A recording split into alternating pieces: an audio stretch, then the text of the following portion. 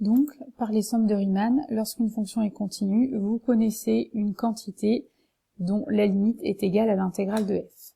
On va être un petit peu plus précis parce que je vous rappelle quand on a vu la définition d'une limite, il y a plein de façons par exemple de tendre vers 0. Est-ce que c'est comme 1 sur n? Est-ce que c'est comme 1 sur n carré? Est-ce que c'est comme 1 sur n cube? Donc, dans le théorème 9, on va voir un cas particulier. Lorsque la fonction f est de classe C1 sur le segment AB, donc je vous rappelle, ça veut dire continue dérivable et dont la dérivée est elle aussi continue sur le segment AB, eh bien la différence entre la somme de Riemann et l'intégrale de f, c'est-à-dire en gros l'erreur qu'on commet en remplaçant par exemple l'intégrale par cette formule, est inférieure ou égale à b-a au carré sur 2n fois la norme infinie de f'. Et je vous rappelle qu'une norme infinie, c'est la borne sup, le max des valeurs prises par module de f'. L'intérêt de ça, c'est en gros de dire que cette somme-là, enfin plutôt cette intégrale, est égale à cette somme plus un grand taux de 1 sur L. Donc, je vous rappelle, le grand taux, c'est les notations pour dire dominé, négligeable ou équivalent. On va démontrer ce théorème 9. Vous remarquez que, et vous le verrez dans la démonstration, cette formule est aussi vraie lorsque la fonction f est lipschitzienne. Mais dans le programme, on doit faire la démonstration dans le cas de classe C1. Alors, on a une fonction f de classe C1, donc f est continue, f' est dérivable, et f' est aussi continue sur AB. Et on s'intéresse à l'erreur qu'on commet entre cette somme et cette intégrale. Tout d'abord, ce qu'on avait vu, c'est que b-a sur n fois f de a plus k fois b-a sur n, vous irez voir dans le théorème précédent, en fait c'est exactement l'intégrale entre ak et ak plus 1 de f de ak. Donc cette somme-là, on peut déjà l'écrire comme une somme d'intégrales.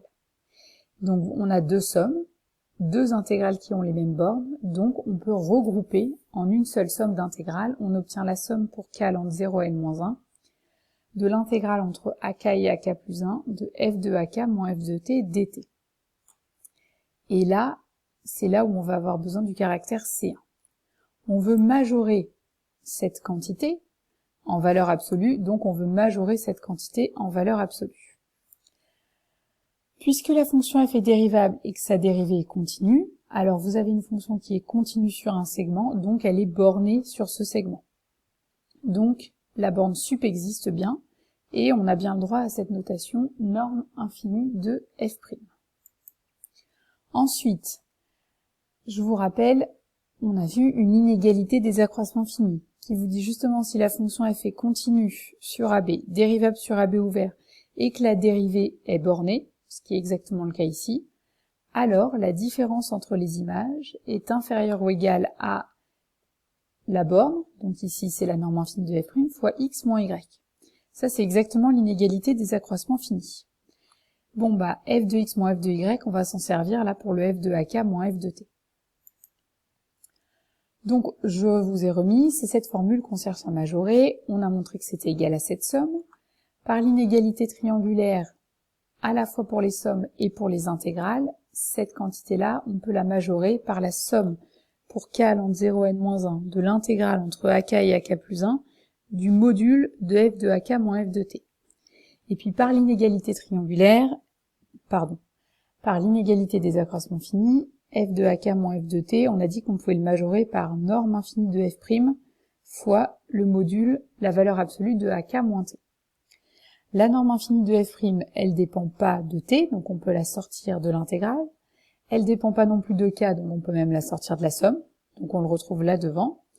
Et on se retrouve donc avec l'intégrale entre ak et ak plus 1 de ak moins t en valeur absolue.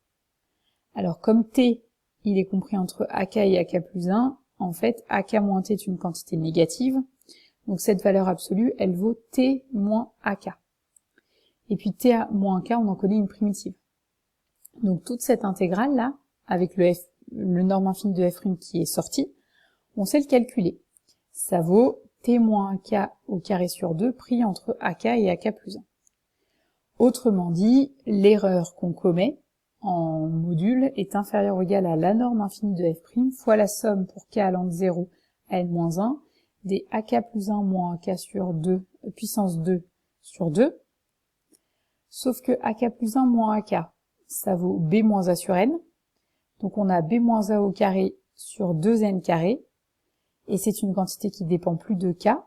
Et dans cette somme, il y a combien de termes? Il y a n termes.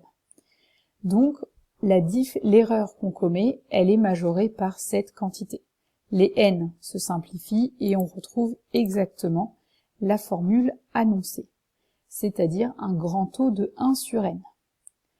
On a vu également que quand f était de classe C2, on pouvait faire encore mieux. On avait mis ça dans le cours d'informatique correspondant. Donc ça, c'est un résultat qui va avec les sommes de Riemann, c'est pour être un tout petit peu plus précis que limite égale, et vous pouvez donc remplacer cette intégrale par cette somme plus un grand taux de 1 sur n.